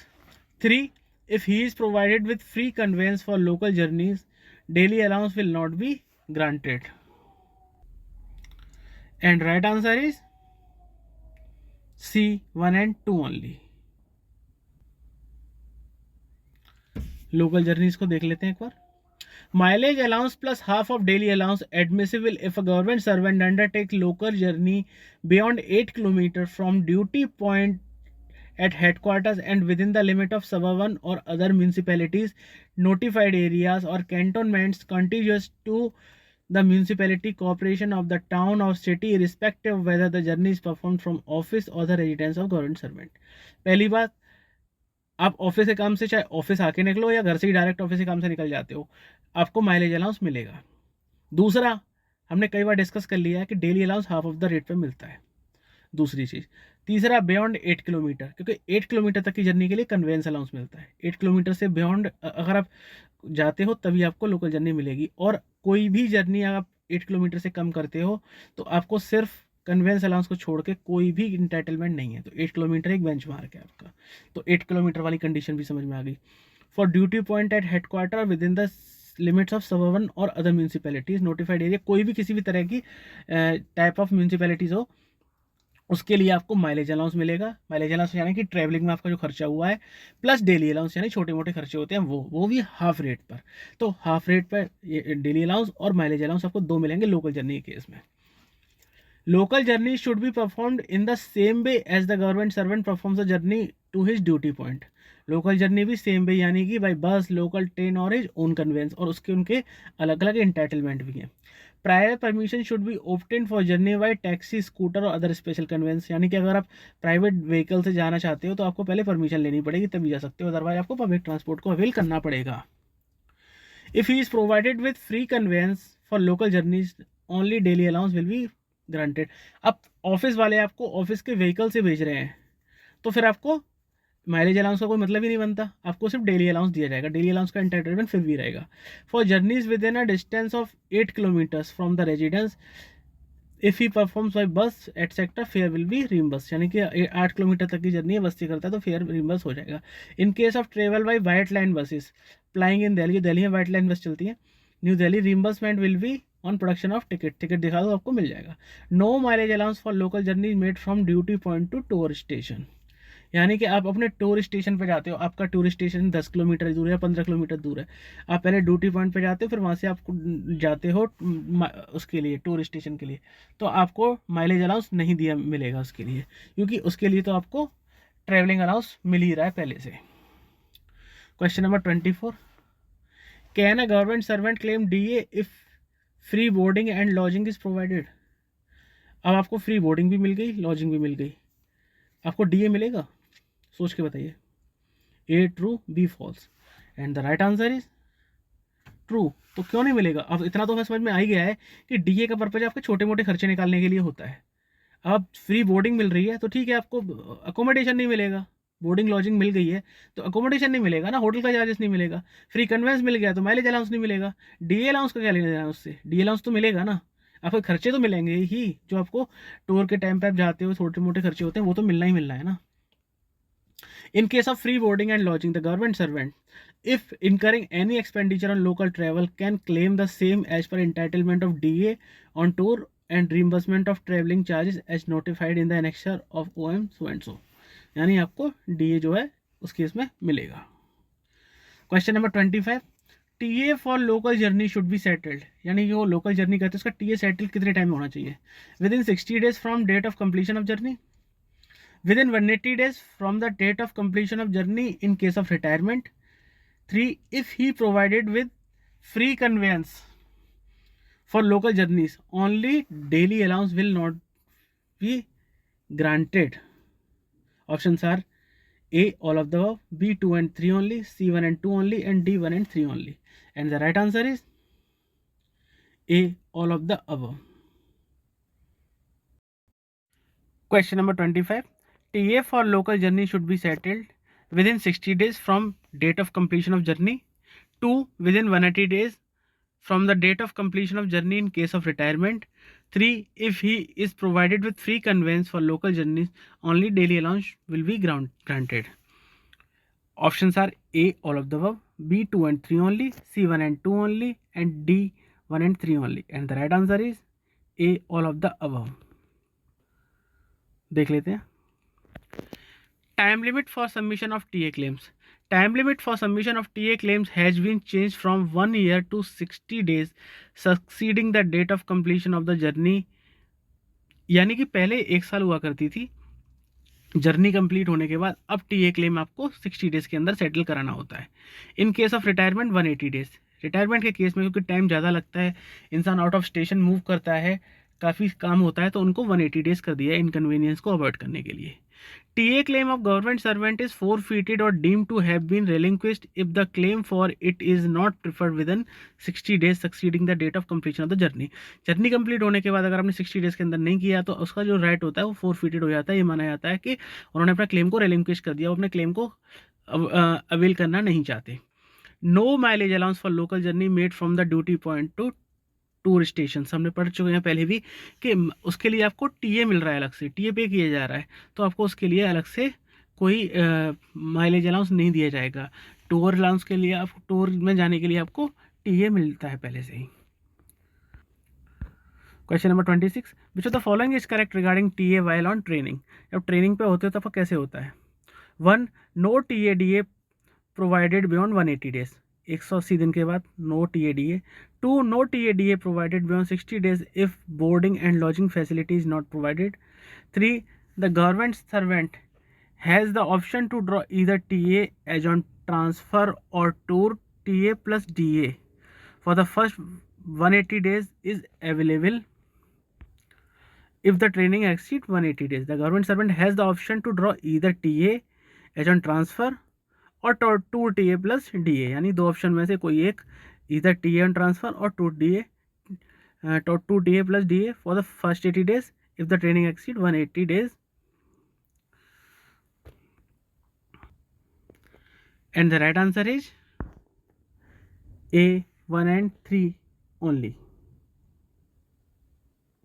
देख लेते हैं. TA while on training. When a government servant is deputed to undergo a course of training in India, refresher, in service, pre-promotion, कोई से भी training हो, he is entitled to draw TA and DA as on tour as follows. When boarding and lodging not provided, first 180 days full DA, beyond 180 days nil. क्योंकि beyond 180 days क्या होगा, आपका ये permanent transfer की condition में आ जाता है और उस केस में आपको TA अलग से मिलता है. Where boarding and lodging facilities are provided. अगर बोर्डिंग और लॉजिंग फैसिलिटी प्रोवाइडेड नहीं है फिर तो कोई बात ही नहीं है. आपको 180 डेज तक तो आपका टेम्प्रेरी ट्रांसफर की कैटेगरी में आता है, हम लोगों ने पहले ही पढ़ा था जेटी रूल्स में. और 180 डेज तक आपका अगर टेम्प्रेरी ट्रांसफर है तो आपको फुल DA दिया जाएगा टेम्प्रेरी ट्रांसफर के केस में. और उस केस में आपको कुछ नहीं करना, DA अपना क्लेम कर लेना है. उससे ज़्यादा जाता है तो आपका परमानेंट ट्रांसफ़र वाली कंडीशन आ जाएगी, तो आपको उसके लिए ट्रांसफ़र वाले जो जॉइनिंग टाइम और वो सब रूल चलते हैं वो आपके लिए एप्लीकेबल हो जाएंगे. Where boarding and lodging facility are provided. अगर आपको बोर्डिंग एंड लॉजिंग प्रोवाइड करा दिया गया तब क्या होगा, first 30 days full DA, next 150 days half DA, यानी हो गया 180 डेज. यानी पहले 30 दिन तो आपको फुल DA दिया जाता है क्योंकि आपको सेटल होने में टाइम लगता है. देन नेक्स्ट 150 डे आपको हाफ DA मिलेगा और बियॉन्ड 180 डेज आपका परमानेंट ट्रांसफर की कंडीशन आ जाएगी. और परमानेंट ट्रांसफर के केस में आपको सिर्फ ट्रांसफर वाले जो रूल्स हैं वो एप्लीकेबल हो जाएंगे.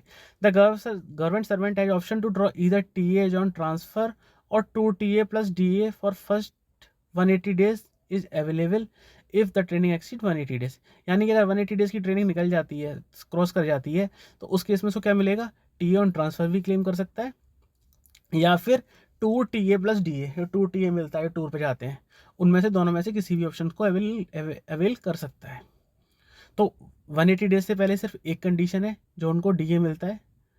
अगर उसके बाद जाता है तो 2 TA भी ले सकता है या फिर TA ऑन ट्रांसफ़र जो हमने पहले ही बताया था, ट्रांसफ़र वाला जो TA मिलता है वो मिल जाएगा. No TADA is admissible for training at the headquarters irrespective of the distance between normal duty point and training center. आपको अगर हेडक्वार्टर्स पर ही ट्रेनिंग दी जा रही है तो हो सकता है ट्रेनिंग सेंटर आपका दूर हो, 2-3 किलोमीटर दूर हो, हेडक्वार्टर के ही कंट्रोल में आता है, तो आपको कोई TADA नहीं दिया जाएगा क्योंकि ये तो आपकी ड्यूटी का पार्ट है. उसके लिए तो आपको ट्रांसपोर्ट अलाउंस मिल ही रहे हैं आपको ऑफिस जाने के लिए घर से, तो ट्रांसपोर्ट अलाउंस का उसमें कवर हो जाएगा, तो आपको उसके लिए कोई भी TADA अलग से नहीं दिया जाएगा. Question number 27. If theoretical training and practical training are given in 2 different stations. जैसे आपकी ट्रेनिंग होती है, आपको किसी ट्रेनिंग सेंटर में रखा जाता है, फिर आपको प्रैक्टिकल ट्रेनिंग के लिए आपको दूसरी जगह पे ले जाया जाता है. कई बार स्टडी टूर होता है, आपका विलेज अटैचमेंट होता है, वहाँ ले जाया जाता है. तब कैसे होगा, 1. DA in the second station will commence afresh irrespective of whether DA was drawn for 180 days or less in the first station. 2. If both theoretical and practical trainings are the same station, DA will be admissible for 180 days only. 3. An official on training at a particular station goes on tour to another station will be entitled to draw DA at full rate for stay in the touring station. Options are A, 1 and 3 only, B, all of the above, C, 2 and 3 only, and D, 1 and 2 only. And the right answer is B, all of the above. If theoretical training and practical training are given in 2 different stations, अलग अलग जगह पर दी जा रही हैं आपको, DA in the second station will commence afresh irrespective of whether DA was drawn for 180 days for or less in the first station. Suppose आपको पहले 4 महीने आपको theoretical training दी गई, उसके बाद आपको प्रैक्टिकल ट्रेनिंग के लिए भेज दिया गया, तो आपको फ्रेश आपको DA दिया जाएगा सेकंड स्टेशन पर. इस बात से कोई मतलब नहीं होगा कि 180 डेज़ के आपको पहले ले चुके हो या नहीं ले चुके हो, वो आपको नए स्टेशन की तरह ट्रीट किया जाएगा. If both theoretical and practical trainings are at the same station, DA will be admissible for 180 days only. फिर तो प्रॉब्लम ही खत्म हो गई. आपकी जहाँ थ्योरेटिकल ट्रेनिंग हो रही है वहीं आपकी प्रैक्टिकल ट्रेनिंग भी हो रही है, लोकल में आपको वो अपने व्हीकल से घुमा रहे हैं, जो भी कुछ कर रहे हैं, तो उस केस में आपको 180 डेज़ का ही ओनली मिलेगा क्योंकि ट्रेनिंग आपका 180 डेज़ तक का ही होता है. उससे बियॉन्ड जाएगा तो आपका परमानेंट ट्रांसफर की कंडीशन आ जाएगी. An official on touring training at a particular station goes on tour to another station will be entitled to draw DA at full rate for stay in the touring station, but this period will also be taken into account for computing 180 days of halt at the training station.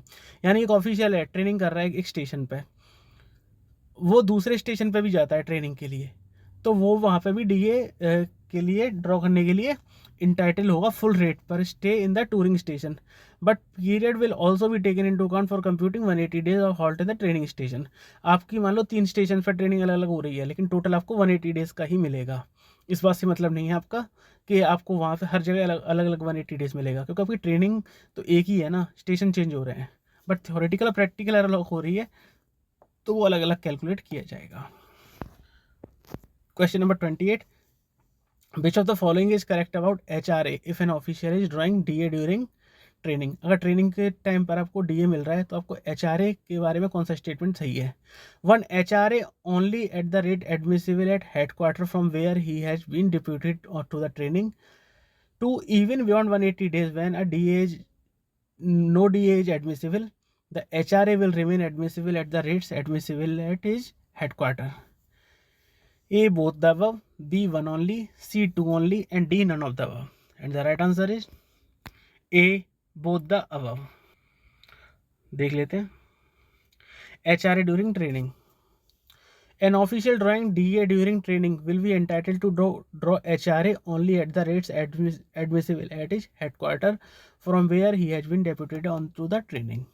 अब जाहिर सी बात है कि जहाँ headquarter है बंदा वहीं रह रहा होगा, उसकी फैमिली वहीं सेटल होगी, अब उसकी वजह से उसको कहीं और ट्रेनिंग पे भेज दिया जाता है, तो वो एम्प्लॉय तो चला जाएगा दूसरे स्टेशन पे जाके रहेगा, ट्रेनिंग करेगा, बट उसकी फैमिली तो अपने हेडक्वार्टर वाली जगह पे रह रही है, फैमिली तो ट्रेनिंग करने जा नहीं रही है, बच्चे भी स्कूल जा रहे हैं. और एचआरए का पर्पस क्या होता है, मुझे दिमाग में रखना होगा. एचआरए का पर्पस होता है वहाँ पर रहने के लिए या आपको रेजिडेंस अकोमोडेट करने के लिए होता है, अकोमोडेशन के लिए. तो अकोमोडेशन तो अवेल हेडक्वार्टर वाली जगह पर ही कर रहा है, और हेडक्वार्टर वाली जगह पर अगर वो अवेल कर रहा है अपने अकोमोडेशन को, तो एचआरए तो हेडक्वार्टर के रेट का ही मिलेगा.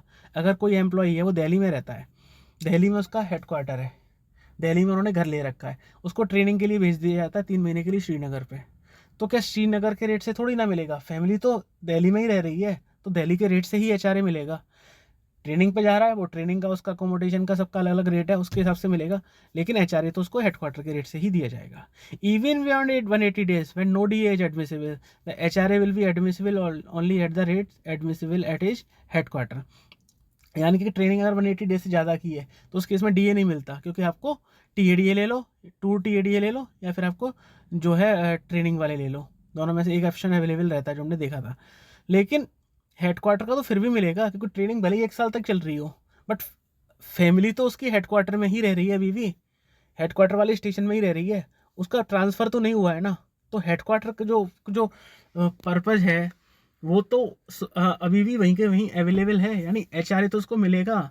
हाँ, ट्रांसफ़र हो जाता है वो अलग बात होती है, हेडक्वार्टर शिफ्ट हो जाता है. यानी कि अगर हम नटशेल में बात करें तो हेडक्वार्टर के हिसाब से ही एचआरए मिलता है. एचआरए का स्टेशन तभी चेंज होता है जब आपका हेडक्वार्टर चेंज होता है. ये तो होगा मैकेनिकल. बाकी लॉजिकली मैंने आपको बता दिया, क्योंकि फैमिली वहाँ पर रहती है, तो फैमिली के लिए वो तो चाहिए ही होगा, चाहे वो ट्रेनिंग पर कहीं भी जाए, और चाहे 180 डेज ही क्यों ना हो जाए, हेडक्वार्टर की ज़रूरत तो पड़ेगी उसको. बाकी जहाँ पे हेडक्वार्टर वहीं पर एचआरए. चलते हैं question 29. Definition of family for transfer TA comprise. Transfer TA की बात की जाए तो फैमिली की डेफिनेशन में कौन कौन आता है? 1. Step mother, 2. Unmarried brothers and sisters, 3. Major sons and legally adopted children residing with and wholly dependent on government servant, and 4. dependent spouse residing with the government servant. Option A all of the above, B 1, 2 and 4 only, C 1 and 3 only, and D 2, 3 and 4 only. And the right answer is C 1 and 3 only. यानी कि step mother आपकी family की definition में आएंगी, major sons भी आ जाएंगे, और legally adopted sons भी आ जाएंगे, residing with and wholly dependent on government servant. अगर वो गवर्नमेंट सर्वेंट पर डिपेंड है पूरी तरह से, तो टीए जो ट्रांसफ़र होता है उस केस के लिए उनको मेजर सन्स को भी इंक्लूड किया जाएगा. अनमैरिड ब्रदर्स एंड सिस्टर्स वाली कंडीशंस नहीं है कुछ. Dependent spouse residing with the government servant, ये कंडीशन नहीं हो, क्योंकि स्पाउस के केस में डिपेंडेंसी का कोई क्लॉज नहीं होता. स्पाउस डिपेंडेंट हो या इंडिपेंडेंट हो कोई फ़र्क नहीं पड़ता, ट्रांसफ़र टीए के लिए एंटाइटल होता है. देख लेते हैं एक बार. Definition family for transfer TA, spouse residing with the government servant without condition of dependency. अगर हस्बैंड है तो वाइफ चाहे वर्किंग हो या ना हो कोई फर्क नहीं पड़ता, वाइफ का एंटाइटलमेंट रहेगा ये ट्रांसफर के लिए।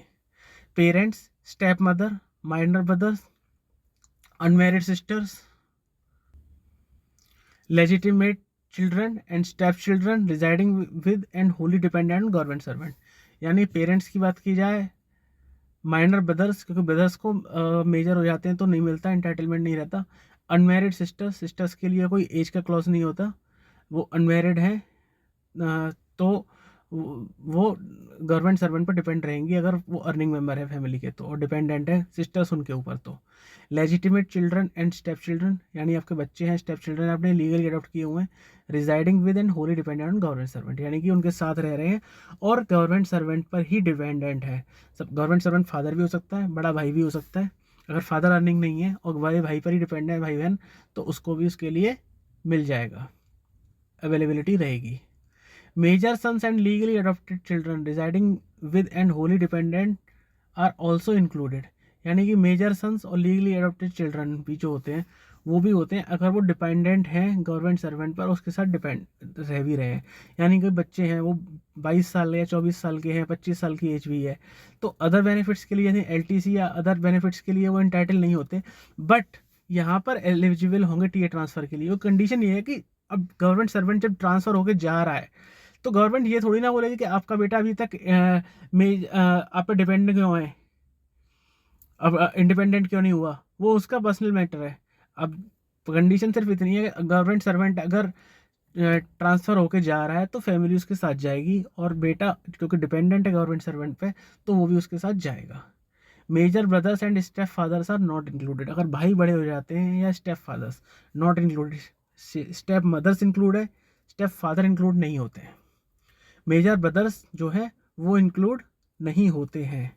मेजर सिस्टर हो जाएंगी अगर अनमेरिड है और डिपेंड है तो, क्योंकि लड़कियों के लिए थोड़ा सा हम सॉफ्टर साइड लेकर चलते हैं। लेकिन मेजर ब्रदर्स हैं तो आपके भाइयों की जिम्मेदारी गवर्नमेंट सर्वेंट के की भारत सरकार नहीं उठाएगी, स्टेप फादर की नहीं उठाएगी, स्टेप मदर की उठाएगी, क्योंकि फादर की अगर कोई दूसरी वाइफ है जो आपकी मदर है आप, तो वो तो मिलेगा, वो आपकी मदर है। लेकिन आपकी मदर के साथ हस्बैंड कोई दूसरे हैं, किसी दूसरे कैंडिडेट के साथ है, तो उनके लिए आपको क्लेम नहीं दिया जाएगा, नॉट इंक्लूडेड।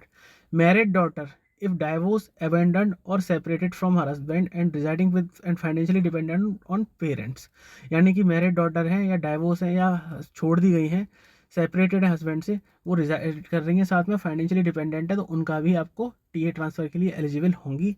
विडो सिस्टर्स होती हैं, हस्बैंड एक्सपायर हो गया, residing and wholly dependent on government servant, ठीक है, गवर्नमेंट सर्वेंट पर डिपेंड है।